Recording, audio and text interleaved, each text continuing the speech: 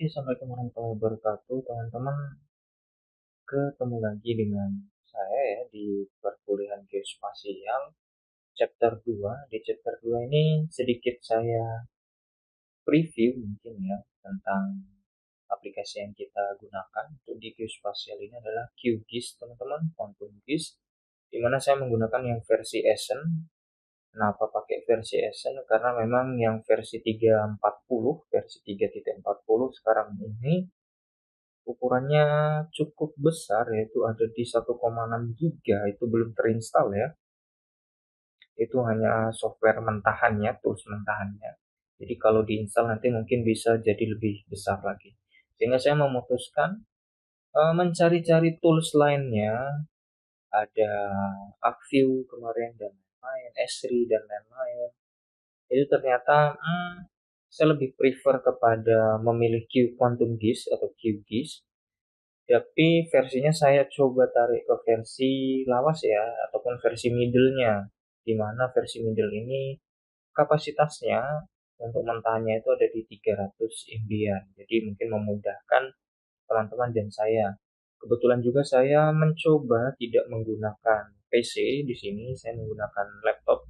Kenapa? Karena saya ingin menyamakan apa ya? Menyamakan mungkin saya tidak tahu teman-teman di rumah menggunakan komputer spesifikasi apa. Jadi saya mencoba menyesuaikan dengan kebutuhan laptop saya juga. Laptopnya tidak yang high end, tetapi yang memang spesifikasinya untuk mengetik dan presentasi saja. Jadi tidak untuk yang ya yang lebih daripada itu. Jadi ya saya coba untuk ya saya terapkan di laptop saya. Nanti ya saya harapkan teman-teman juga bisa menerapkan daripada tools QGIS ini atau Quantum GIS ini. Oke, di chapter 2 ini teman-teman balik lagi kita akan sedikit overview ya, sedikit brainstorming tentang geospasial yang kita pelajari sebelumnya. Kemudian nanti kita kenalan tentang sistem koordinat, kemudian saya menambahkan ya dari yang kekurangan kemarin, kemudian data vektor dan data raster itu apa.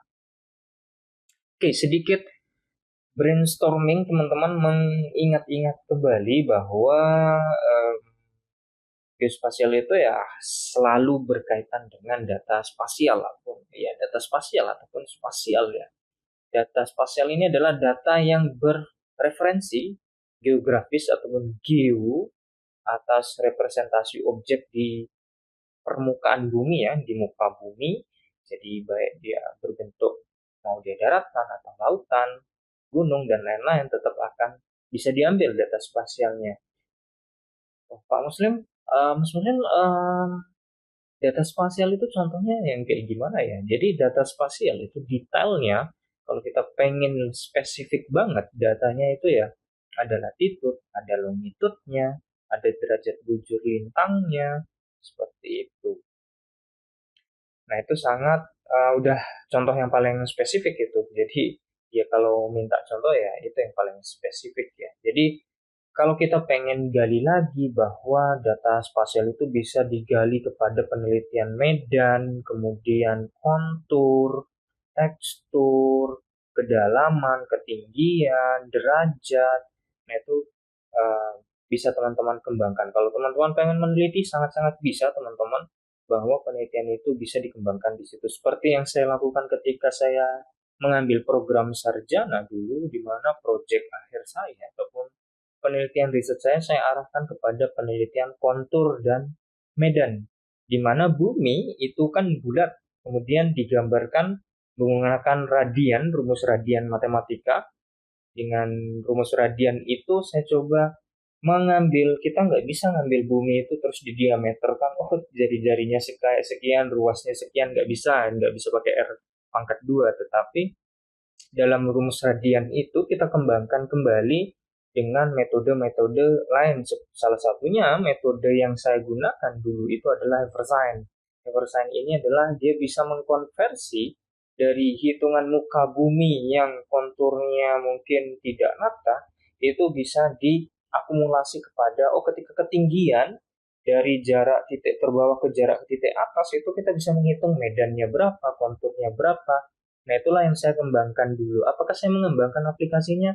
Jawabannya tidak sepenuhnya, tetapi saya mengembangkan perhitungannya, kemudian engine-nya. Engine itu mesin yang menghitung. Jadi, saya dulu ini cerita sedikit ya. Saya dulu berimajinasi bahwa kalau Gojek di Jogja oke lah ya, dataran datar, maksudnya jalannya datar, tidak ada yang mendaki. Coba di Gunung Kidul atau daerah tempat orang tua saya merantau dulu ya di NTB gitu, di Bima, itu kebanyakan dataran-dataran tinggi, dari rendah, dari lembah ke atas. Kita kalau mau ke kota kita harus turun ke bawah ke pantai. Nah, itu kalau Gojek di bawah ke sana, coba ini dalam tanda kutip saya tidak merendahkan ya, tapi contoh saja. Apakah estimasi daripada perhitungan bahan bakar yang digunakan oleh driver dan lain-lain? Nah, itulah yang sobat saya gali dulu. Jadi memang permasalahannya sangat menarik dulu itu, sampai memang di proyek itu diteruskan oleh teman-teman yang ada di sana. Oke, kemudian kita lanjut. Nah, itu hanya cerita saja teman-teman. Nah, kita lanjut data non spasial ya. Data non spasial ya, kita sudah tahu ya, data informasi yang kita dapatkan setiap hari, bahwa data yang tidak memiliki orientasi ke ruangan atau subjektivitas dalam bentuk, kemudian objektivitas juga dalam bentuk, juga tidak hanya subjektif tapi objektif juga. Kemudian dia tidak ada berkaitan dengan geo ataupun koordinat dan lain-lain. Itu ya untuk data non spasial. Contohnya ada di bawah teman-teman. Oh ya, contohnya kalau di sini ada di samping saya, bahwa data spasial itu yang peta keseluruhan. Kemudian data non spasial itu adalah bentuk daripada grafik ya, grafik biasa ya. Oke, ini data non spasial, bahwa angka-angka. Kalau data spasial ya peta aja tuh. Oke, pendahuluan pemetaan, teman-teman kalau lihat di sebelah kiri ya, kalau dari saya ini berarti sebelah kanan ya, sebelah iya, dari sebelah kiri atau kanan kita ini, bahwa di sini ada peta, gambar peta yang dalam bentuk digital teman-teman, mana peta gambaran permukaan bumi ini diperkecil menggunakan skala. Jadi dari peta aslinya 1:1 nanti akan diturunkan kepada 1:berapa, 1000 kah, 1:10.000 dan lain-lain. Nah, ini untuk pemetaan. Jadi memang dari semasa sedari kita sekolah, duduk di sekolah dasar, peta yang kita tahu ada dua, yaitu peta yang dihamparkan atau dalam Canva, kemudian peta yang dalam bentuk globe ataupun globe yang sering kita bahasakan ya. Di mana bentuk bulat ini, kemudian bentuk Canva ini, nah inilah yang menjadi salah satu perdebatan ya ketika Google Map awal rilis. Itu dalam tanda kutip ada kaum bumi bulat, ada kaum bumi datar. Saya nggak tahu kalau ada kaum bumi lonjong juga, ya nggak tahu nanti kalau ada yang jajar genjang juga. Oke, ini menjadi salah satu perdebatan menarik teman-teman, bahwa dalam pemetaan itu, dalam pemetaan ruang waktu pun itu menggunakan hitungan UMT dan lain-lain, itu menggunakan hitungan teman-teman, di mana hitungan daripada bumi bulat kemudian kepada peta itu akan berbeda. Berbedanya apa? Ya beda rumusnya saja. Ada yang menggunakan rumus radian, kemudian ada yang merumuskan dengan ampersand dan lain-lain. Kemudian kalaupun menggunakan peta yang dihamparkan, itu tetap dihitung menggunakan ya, nanti tetap ada bujurnya, garis bujurnya yang dihitung. Iya, hampir-hampir mirip sih sebenarnya. Bahkan ada pertanyaan juga, kenapa kalau kita naik pesawat, kalau bumi bulat itu kan harusnya begini, jalannya pesawat itu melingkari bumi. Kenapa kok dari Indonesia ke Amerika katakanlah, itu kenapa kok kita muter-muter rutenya? Kenapa kok nggak lurus begini aja? Kan langsung nyampe, nah, akan dekat. Nah, gitu. Kenapa kok banyak kenapa koknya ya? Tetapi memang dalam hitungan koordinat aslinya itu memang kita harus menggunakan rumus radian dan beberapa rumus lainnya yang memanfaatkan segitiga siku dan lain-lainnya untuk menerjemahkan daripada peta globe tadi. Oke, itu ya. Tuh, lanjut. Kemudian sekelas tentang sistem informasi geografis atau SIG ataupun yang sekarang mata kuliahnya namanya adalah geospasial, teman-teman. Saya dulu namanya adalah SIG, sistem informasi geografik. Kemudian sekarang ada mata kuliah yang sejenis, yaitu yang kita pelajarin sekarang itu adalah geospasial. Sebenarnya apa sih itu? Hasilnya sama ini. Nah, untuk definisi geospasial ataupun SIG, teman-teman, ini adalah beberapa daripada sub teori ataupun teori yang bisa kita runut. Yang ini adalah kutipan yang saya ambil, di mana SIG itu adalah sistem komputer yang ditunjukkan untuk mengumpulkan pemeriksaan, pemanduan, analisis informasi tentang permukaan bumi ataupun tekstur dari bumi. Tapi ini buku-buku lawas ya. Memang kalau landasan teori itu biasanya kepada buku lawas itu ya. Ini beberapa yang saya coba kemukakan, teman-teman. Kalau teman-teman nyari geospasial itu hampir mirip ya nanti sumpah penelitian. Saya pengen tuh penelitian geospasial, tetapi kesulitan mendapatkan bukunya. Sebenarnya bukunya itu sama dengan bukunya GIS, kemudian SIG sama aja, nggak ada bedanya, hanya beda pembahasa saja, apa ya? Beda dalam penamaan saja. Oke, kita lanjut bahwa ini adalah salah satu roadmap-nya di mana GIS ataupun geospasial itu selalu butuh people, butuh dengan data, analisis, hardware, dan software. Nah, ini tidak berbentuk circle ya, tetapi ini adalah need. Apa ya? Need itu kayak kebutuhan yang dia butuhkan, yang dia perlukan, bahwa GIS ataupun GIS ataupun geospasial itu dia butuh people. People untuk apa? People untuk menginput, kemudian people untuk mengolah, kemudian people sebagai subjek ataupun objek data, dan lain-lain. Contoh, kenapa salah satunya people? Contoh ya, contoh pemetaan pemetaan penyakit DBD di Bantul. Nah, contoh ya kan, tidak hanya penyakitnya, tetapi people-nya juga, orangnya juga.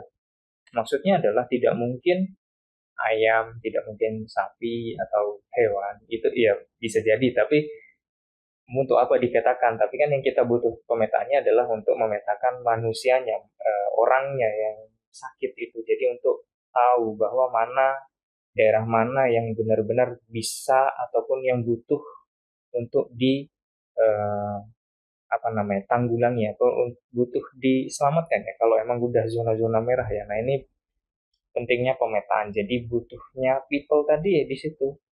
Need ya, JIS itu need people itu untuk mengetahui bahwa ya pemetaannya itu kebutuhan manusia itu sendiri. Kemudian data. Ini data ataupun data itu ya, contohnya yaitu dibantu memetakan tentang penyakit DBD. Penyakit DBD-nya lah ya salah satu yang menjadi data. Kemudian people-nya juga yang menjadi subjek ataupun objeknya. Nah, contoh pemetaan data penyakit DBD di Bantul ini, teman-teman bisa lihat punyanya Cutting di 2019, teman-teman. Itu ada mahasiswa, itu ada Husna sama Anggi kalau nggak salah ya, itu melakukan penelitian tentang pemetaan juga, tetapi menggunakan DHIS, dia tidak menggunakan quantum GIS. Kemudian ada analisis. Analisis GIS ini adalah memerlukan analisis juga, jadi tidak hanya digambarkan tetapi dianalisis juga, teman-teman. Jadi butuh butuh apa ya? Butuh dianalisis untuk diterjemahkan dalam bentuk yang lain, contoh infografis ataupun infocus. Nah, ini pemetaan penyakit infocus menggunakan metode infocus dan lain-lain. Nah, ini perlu analisis juga untuk menerjemahkannya. Kemudian hardware, yes, sangat butuh, apalagi quantum GIS yang QGIS yang versi 340, teman-teman, dengan kapasitas 1,6 giga, kemudian dia butuh spek yang lumayan loh. Kemudian software ya kita banyak lah ya, kita tidak hanya QGIS tapi ada juga ArcView, kemudian Esri kalau nggak salah ya. Kemudian ada pemetaan lain-lainnya, bahkan Google pun membuat salah satu GIS ya, tidak membuat GIS tetapi dia tidak membuat toolsnya Google itu, tetapi dia membuat APA-nya. APA-nya apa? Google Map itu dia bisa open source APA-nya. Jadi kita bisa ngambil petanya, data peta dari Google itu untuk kita peta-petakan ataupun kita buat pin-pin. Jadi data penyakit, data rumah sakit bisa di Google pakai data APA-nya Google. Nah, ini kebanyakan developer luar itu menggunakan daripada yaitu APA tadi, tetapi memang harus menggunakan dalam tanda kutip programming GIS ataupun geospatial ataupun SIG itu ya teman-teman. Jadi kalau kita pakai APA ya mau nggak mau harus ada bahasa pemrograman di situ untuk get IP-nya ataupun get APA-nya. Jadi ada kode-kode jembatan yang harus dilalui. Jadi, ya itu. Kalau pengen gambar langsung ya menggunakan ya tadi Quantum GIS, ArcView, dan lain-lain. Oke, kita next. Komponen informasi geografis, teman-teman. Jadi komponen posisi geografis itu menunjukkan lokasi fenomenanya, digambarkan dengan koordinat. Kemudian Kartesius ya, jadi lintang, bujur dan bujur, lintang dan lain-lain. Nah, ini menggunakan Kartesius. Nanti kalau pengen ya ngitung, nanti menggunakan diagram Kartesius. Kemudian komponen geospasial, hubungan topologi antar komponen nih, mau nggak mau selalu ada topologinya. Kemudian entitas data spesial seperti hubungan titik dengan titik lainnya, kemudian titik dengan garis lainnya ataupun poligon lainnya, kemudian poligon dengan area ataupun medan ya, medan area ataupun daripada layout lainnya. Kemudian sebagian bentuk daripada yang komponen pada spasial itu ya selalu berbentuk objek yang berbentuk layer. Nanti pasti ada kata-kata layer ketika belajar tentang komponen spasial. Kemudian komponen atribut, data deskriptif, datanya itu berbentuk deskriptif dari sebuah objek. Jadi kalau kita belajar tentang spasial itu selalu berbentuk objek, tetapi objek ini mendeskripsikan bentuknya. Contoh, dataran tinggi itu akan warna apa, dataran rendah warnanya apa, kemudian ketika masuk kepada perairan warnanya apa, kemudian ketika ada jalan warnanya apa, garisnya putus-putus atau garisnya seperti apa, itu nanti akan ada deskripsinya masing-masing. Kemudian komponen waktu, fenomena antar waktu dari data spasial. Ini contoh yang paling bisa kita lihat ataupun dekat dengan kita adalah fenomena antar waktu ini adalah bukan data cuaca ya, tetapi data perubahan musim yang ekstrim. Nah, ini akan memperlihatkan bahwa data antar waktu dari suatu permukaan bumi itu akan terlihat sekali, ataupun data pada tambang, biasanya data di fenomena antar waktunya akan sangat terlihat. Kemudian data pada pembukaan lahan terbuka, nah itu sangat terlihat sekali fenomenanya. Bahkan kalau kita lihat di teman-teman, kalau pengen lihat contohnya itu bisa nonton di YouTube-nya Watchdog, teman-teman. Itu akan terlihat sekali bahwa data satelit itu menggambarkan lahan, pembukaan lahan untuk sedikit agak tricky ya pembahasannya ya. Jadi pembukaan lahan untuk uh, penanaman singkong kemarin itu. Jadi beberapa pohon yang hijau itu dari peta data satelit itu dari area hijau kemudian menjadi area warna coklat. Sedemikian rupa dari waktu tahun 2020 sampai selanjutnya kalau dikupas nanti akan semakin hijaunya akan semakin mengecil. Oke. Ini adalah salah satu contohnya teman-teman bahwa komponen posisi geografis itu yang di peta di atas ya, ini contoh penggambaran deskriptifnya. Kalau kita pengen lihat komponen atributnya yang ada di tabel-tabel itu, untuk komponen waktunya yang saya ceritakan tadi, nah itu ada yang warna hijau, kemudian warna area kuningnya atau coklatnya itu biasanya kuning atau coklat. Dari waktu ke waktu, kalau di bumi ya, di bumi sekarang ini lebih banyak yang menguning daripada menghijau ya, dari kuning ke hijau itu lebih, kecuali di Arab ya, di Arab itu dari data warna coklat kemudian nanti akan menjadi hijau. Nah ini data komponen waktu. Kemudian komponen spasial itu bisa dilihat yang di bawah itu, di mana data persebaran titik-titiknya. Oke, manfaat SIG ataupun geospasial teman-teman, manfaat umumnya dimudahkan dalam melihat fenomena kebumian dengan perspektif yang lebih baik, pemrosesan data yang lebih cepat, dan mendapatkan hasil analisis yang lebih akurat. Dalam tanda kutip lebih akurat itu menyesuaikan pada kemampuan analisis dari pengolahnya kembali ya. Kemudian jadi data SIG ataupun geospasial itu tidak hanya di preview, oh ini loh datanya, saya sudah tagging, saya sudah melakukan tag lokasi, saya melakukan tag area, saya melakukan layering. Tidak hanya seperti itu, tetapi ada juga data analisisnya. Selalu pada data persebaran penyakit dari zonalisasi itu selalu ada deskriptif di bawahnya. Jadi yang menjelaskan sehingga orang awam itu tahu, oh akurasi daripada data taggingnya, data layeringnya, nah itu segini loh, penyakitnya itu segini loh. Nah ini untuk contoh penyebaran penyakit ya. Kemudian manfaat dalam manajemen tata guna lahan atau ruang teman-teman. Nah ini untuk zonifikasi. Ini istilah-istilahnya ada banyak ya. Zonalisasi, zonifikasi. Kemudian kalau kebanyakan perusahaan tambang itu menggunakan untuk zonifikasi ya, untuk zonifikasi itu untuk melakukan zona-zona. Jadi memetakan zonanya, ini lahannya sekian. Biasanya sih teman-teman yang ada di pembukaan lahan itu selalu melakukan uh, yang namanya remote sensing. Remote sensing itu dia meremot daripada perubahan peta. Oh ini loh zonanya, kita cut dulu sampai sekarang, sampai sini dulu ya untuk sekarang ya. Kemudian selanjutnya akan berkembang dan lain-lain.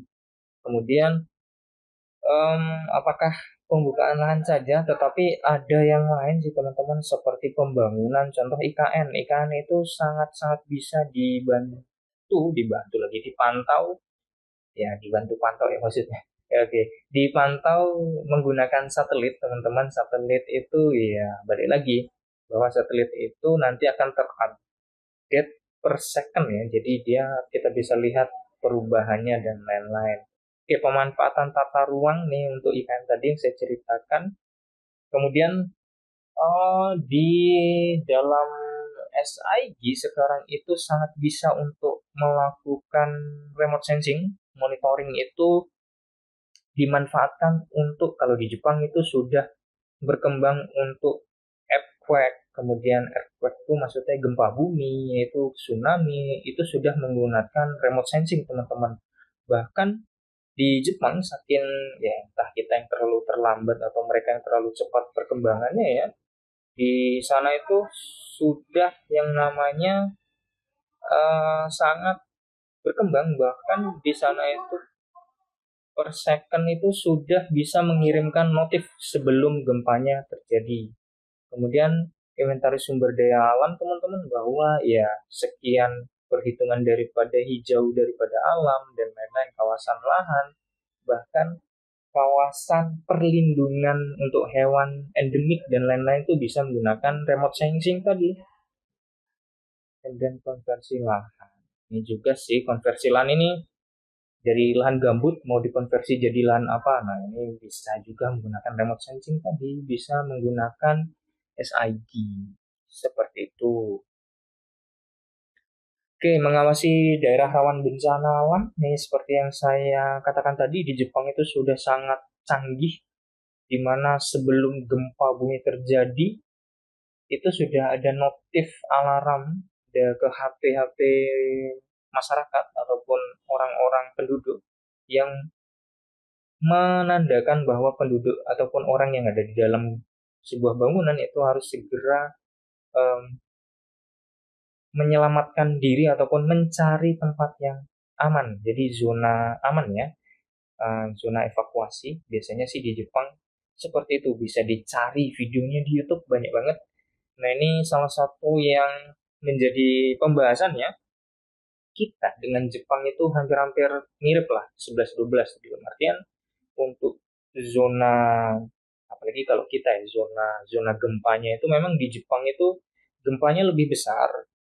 Bukannya membandingkan ya, tetapi memang mau tidak mau kita harus head to head untuk mengembangkan teknologi itu, kita harus memang bercermin kepada Jepang ya, bahwa Jepang itu ya tsunami ada, gempa ada, kita lengkap. Kalau kita itu lengkap, lengkapnya itu maksudnya paket lengkap, kita tsunami ada, gempa dari tektonik vulkanik ada, gunung meletus ada. Itulah, apalagi kita dekat pantai, biasanya angin angin puting beliung lah, angin inilah dan lain, dan badai lah. Nah, ini sebenarnya pemanfaatan remote sensing ini harusnya dalam tanda kutip harusnya sudah mulai dikembangkan. Maksudnya dikembangkan tuh tidak hanya dikembangkan satu aplikasi, melainkan satu negara itu harusnya sudah memulai berbasis bahwa one gateway gitu loh, satu luaran jalan ataupun satu jalan yang entah itu dari pemerintah ataupun satu developer besar yang mengembangkan itu. Jadi ya mau tidak mau harusnya sih BMKG dan lain-lainnya sudah mengembangkan itu. Tapi kita kebanyakan kalau gempa masih banyak lihat di Twitter. Nah, ini harusnya sih kita masih tertinggal mungkin 5-10 tahun daripada Jepang ya. Di Jepang itu sudah mengembangkan aplikasi. Ya boleh lagi, aplikasi itu sebelum gempanya terjadi udah dikasih notif nih. Keren banget sih. Nah, itu kita pun yang orang IT yang belajar GIS pun, SIG pun tetap apa ya, terkagum-kagum gitu loh. Kok bisa? Nah, ini memang bisa sih sebenarnya secara matematis, secara rumus formula matematis pun bisa sebenarnya bahwa gempa itu diprediksi. Oke, manfaat dalam pengelolaan lingkungan teman-teman tadi pemetaan wilayah, pemantauan arah, manfaatan lahan tadi, pembukaan lahannya tadi bisa menggunakan remote sensing, kemudian pemantauan perubahan lingkungan. Ini bisa pada kayak, kalau kita sih kebanyakan sih kayak terjadi perubahan cuaca, kemudian badai, arah-arah angin. Nah, itu bisa digunakan untuk pemantauan perubahan lingkungan. Contoh yang paling dekat kemarin kalau kita tarik mundur itu ketika Pilpres ya, kalau Pilpres kalau nggak salah, itu ada sempat terjadi obrolan em, tentang Jakarta. Di Jakarta itu kan dari peta itu kita bisa melihat data asap, data polusi. Nah, inilah salah satu pemanfaatan remote sensing ya, bahwa real time dari apa ya, kabut yang menutupi suatu wilayah itu bisa dipantau dengan remote sensing tadi. Seperti itu contohnya ya, maksudnya tidak untuk membahas ke lain arah, tapi salah satu contohnya adalah itu. Oke, beberapa software SIG, ArcGIS, ArcView, kemudian AirDAS, kemudian NV, AirMapper, kemudian yang lain-lain mungkin Quantum GIS yang paling banyak digunakan, Quantum GIS, kemudian Whitebox, salah satu yang bisa digunakan adalah Whitebox juga. Jadi untuk yang komersial ArcGIS ini saya tidak pakai, tapi saya pakai yang Quantum GIS saja supaya kita nanti bisa praktikum, kita bisa praktek untuk membuat seperti apa sih membuat infocus ataupun info daripada info SIG, maksudnya data pemetaan bisa untuk data penyakit dipetakan dan lain-lain. Contoh pas masa COVID pandemi itu kan ada zona merah, zona kuning, zona hijau. Nah, itu nanti kita coba buat seperti itu. Nanti akan lebih mudah ketika kita menggunakan open source ataupun ya aplikasi yang open source ataupun terbuka ya pengembangannya. Jadi salah satunya tadi Quantum GIS yang kita pakai. Ini adalah pengembangnya, ada Gary Sherman, teman-teman, salah satu pengembangnya, di mana beliau itu mengembangkan Quantum GIS itu tidak, ya beliau dan timnya ya, maksudnya karena dia foundernya ya, dia mengembangkan bersifat open source untuk dalam niatan supaya orang bisa melengkapi ataupun lebih memperbaiki apa yang ada pada sistem ataupun tools yang dia kembangkan. Ini adalah perbandingan antara ArcGIS dan QGIS. Nah, ini kalau mau lihat lebih detail nanti pas praktiknya ya di pertemuan selanjutnya. Kelebihannya tadi ada yang untuk QGIS sih dapat membuka banyak jenis data spasial ya. Data spasial salah satu contoh yang sering atau umum dijumpai adalah .shp, nah itu .shap. Biasanya sih uh, itu yang sering contoh yang umum digunakan. Kemudian tampilan QGIS simple, user friendly. Saya pilih karena memang ya kita harus satu pemikiran ya, jatuhnya jangan sampai saya terlalu tinggi menyampaikannya nanti teman-teman sulit mengikutinya. Jadi saya cari yang gampang-gampang aja, simple dan user friendly, nanti bisa dikonversi dalam bentuk web. Nah, dalam bentuk web bisa, dalam bentuk PDF bisa. Kemudian remote sensing processing tools, ini tools ya, ini harusnya tools, ini tipe teman-teman yang lebih baik. Nah, ini bisa dikembangkan karena dia bersifat open source. Ini adalah kelebihan dari QGIS. Nah, ini sistem koordinat teman-teman. Sistem koordinat itu nanti bentuk daripada sistem koordinat ini merupakan suatu sistem dalam perekaman ataupun lokasi pada permukaan bumi, di mana setiap lokasi dapat diidentifikasi melalui kesimpulan angka yang unik, dan tanda kutip ya. Terdapat dua sistem koordinat peta, yaitu UTM dan WGS. UTM ini adalah Universal Transverse Mercator, kemudian WGS World Geodetic System. Kalau UTM biasanya kalau kita berpindah negara, beranjak dari negara A ke negara B, itu biasanya pakai UTM. UTM zone numbers biasanya sih untuk derajat lintangnya geser sekian, nanti waktunya akan geser sekian, geser sekian, geser sekian, seperti itu. Contoh kita beranjak dari Jakarta ke Malaysia, nah itu biasanya beda 30 menit, beda 1 jam, 30 menit lebih, biasanya seperti itu sih, kalau nggak salah ingat ya. Oke, sistem koordinat geografis WGS teman-teman ini biasanya digunakan untuk menunjukkan suatu titik bumi berdasarkan garis lintang dan garis bujur dengan satuan unit adalah derajat. Balik lagi ya, derajat, jadi dia nanti bunder derajat berapa derajat. Oke, lanjut. Ini adalah data spesial, data raster dan data vektor teman-teman. Data vektor itu yang di sebelah kirinya ataupun di pojoknya itu adalah data vektor, di mana data vektor itu selalu bermain dengan titik-titik atau not-not. Kemudian entah itu point, entah line, entah areanya, selalu dia dititikkan ataupun dipoinkan, dinotkan dulu. Kemudian untuk data raster itu biasanya sih dia berbentuk shape kotak-kotak ya, kotak-kotak. Nah, ini adalah data raster. Ini data vektor, kalau lihat pengertiannya, data vektor adalah data yang menampilkan pola ruang yang berbentuk titik, garis, poligon. Kemudian untuk data raster adalah data yang disimpan dalam bentuk kotak segi empat, biasanya si grid ataupun shape ya, ataupun sel, sehingga terbentuk suatu ruang yang teratur. Jadi konversi dari vektor yang atas itu akan dikonversi menjadi raster. Nah, bentuknya agak beda dengan yang sebelumnya. Kemudian vektor yang di sebelah bawah itu kemudian dikonvert kepada data raster, agak sedikit beda, bukan sedikit lagi, agak jauh beda ya kalau untuk poligonnya, garis-garisnya.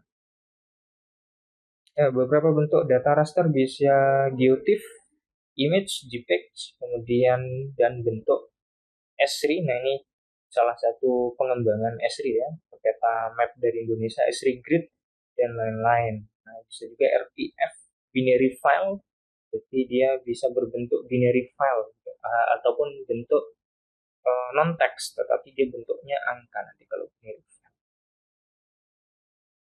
Oke, ini adalah bentuk uh, tampilan atau overview daripada raster. Ini sebelah kiri ya, sebelah kiri raster, kemudian sebelah kanan itu vektor. Kemudian Ini adalah bentuk peta ya. Kalau dari raster itu biasanya sih peta satelit bentuknya. Jadi dia memang geotaggingnya lebih kelihatan. Kemudian vektor ini ya untuk mapping saja sih, mapping wilayah. Biasanya sih untuk wilayah yang mappingnya bentuknya dalam bentuk masih dalam bentuk layout set dan lain-lain. Oke, untuk kali ini mungkin nih teman-teman materinya nanti untuk file materi dan panduannya ada saya taruh di bawah, nanti kalian tinggal download saja. Kemudian nanti ada praktikum juga. Praktikum nanti silahkan menyiapkan tools-toolsnya seperti itu. Jika ada yang ingin ditanyakan bisa tanya di kolom learningnya ataupun bisa menghubungi saya by Japri ya. Oke, thank you teman-teman. See you next meet. Bye bye.